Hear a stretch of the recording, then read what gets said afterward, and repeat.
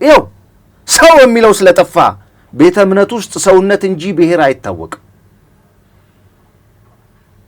የሃይማኖት መምህራኖች ማስተማር ያለባቸው ሰውነትን እንጂ ብሔርተኝነትን፣ ቡድንተኝነትን፣ ጎሰኝነትን፣ የፖለቲካ ፓርቲን አይደለም ማስተማር ያለባቸው። ይሄ ባለመሆኑ ምክንያት የዘራነውን ነው ያጨድን ያለነው። ከየትም የመጣ አይደለም። እኛ ባለመስራታችን ምክንያት እንነዳለን፣ እንሞታለን፣ እንቃጠላለን። ገና ባለመስራት ምክንያት የሚፈጠሩ ያቆጠቁጣል እኮ። የዘራው ዘር ነው አንተን መልሶ የሚበላ። ከየትም ይመጣ አይደለም። ታላላቆቻችን ባልሰሩትና ባልዘሩት ነገር እኛ ዋጋ ከፈልን። እሺ ልጆቻችን ዋጋ እንዳይከፍሉ ምን እናድርግ? አሁንም ቤተ እምነቶች እንግዲህ ፖለቲካውን ለመስራት ጉዳዩን ፖለቲሳይዝ ያደርገዋል። ብሔርተኛው ከብሔር ጥግ ያየዋል።